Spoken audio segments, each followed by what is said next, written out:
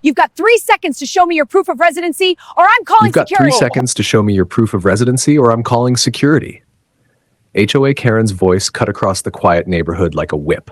Her manicured finger jabbed inches from Max's face, and my 12-year-old froze, backpack clutched tightly to his chest. I slammed my brakes, my pulse hammering. "Excuse me, H.O.A Karen," I said, stepping out of the car, keeping my voice calm. "Is there really a problem here?"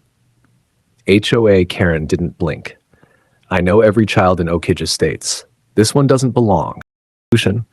Hey everyone, welcome back to the channel. If you're new here, don't forget to like, share, and subscribe so you never miss these outrageous HOA stories. Now, let's dive in.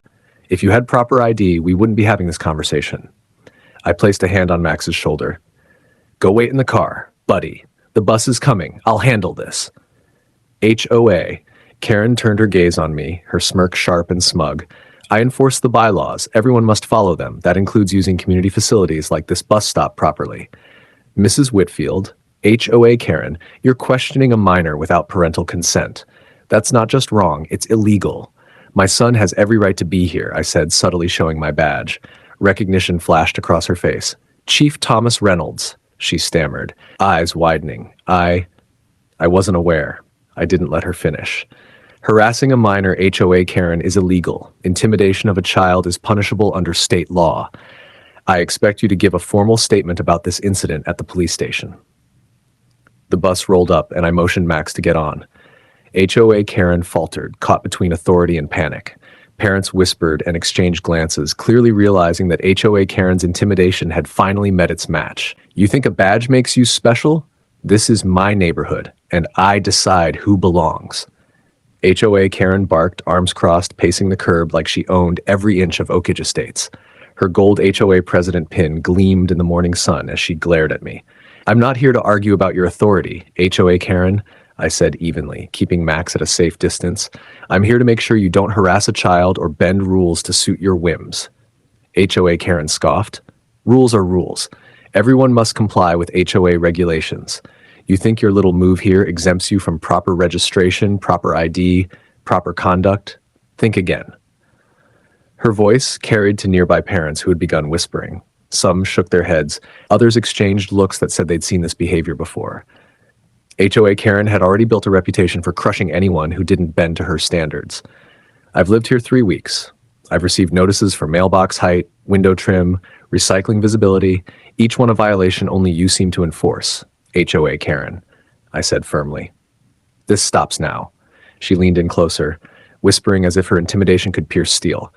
"I do this for your own good, for the neighborhood's safety. People like you, newcomers, think you can ignore tradition. I won't allow it." I held her gaze. "Targeting children, H.O.A Karen, and trying to weaponize bylaws against residents is harassment. The parents here are watching. The law is watching. You can't override common decency with a clipboard and a badge of self-importance." H.O.A Karen's face flickered, her confident mask slipping. She straightened, smiled thinly, and muttered about proper enforcement, but it no longer sounded convincing. The neighborhood murmurs grew louder, a chorus of dissent forming around her. For the first time, her authority was questioned, and the reality of accountability began to settle in. "You think hiding behind county rules will save you? I can fine you, restrict access, and report every infraction," H.O.A Karen shouted, slamming her clipboard onto the hood of a nearby car. Her gold HOA pin glinted like a weapon as she glared at me, daring me to challenge her. "Enforcing bogus fines and blocking access to property isn't authority, H.O.A Karen. It's harassment," I said, keeping my tone steady while Max watched from the car.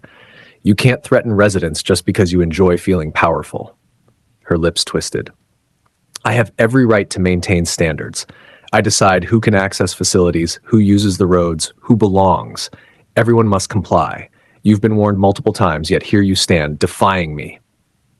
The parents around us murmured, some shaking their heads, others staring openly in disbelief. They'd seen her play these games before, raising false alarms, filing unnecessary complaints, and bullying newcomers. "I've documented every notice, H.O.A Karen," I said, holding up my folder. "Mailbox height, window trim, recycling violations, even minor landscaping issues. Every single complaint is already recorded and lawful. You can't fabricate authority to harass children and adults." HOA Karen leaned closer, voice low and venomous. If you think the board won't back me, think again. I have neighbors, inspectors, even the security team ready to act. You're alone in this, and I will make sure you regret every step you take against me. I took a deep breath. No, HOA Karen, you're alone in your abuse. The neighbors are watching. The law is watching, and your attempts to intimidate families will not stand. Every action you take is being documented for accountability.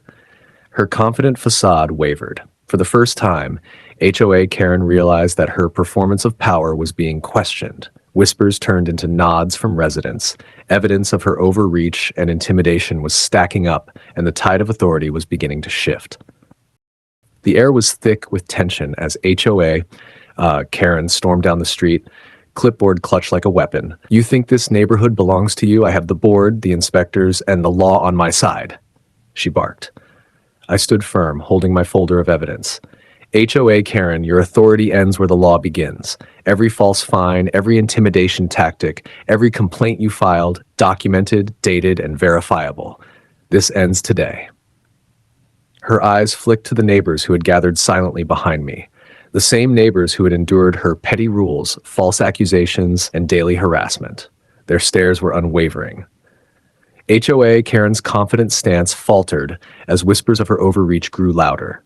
Then came the county inspector, clipboard in hand, stepping forward. HOA Karen, we've reviewed your complaints. Most are invalid.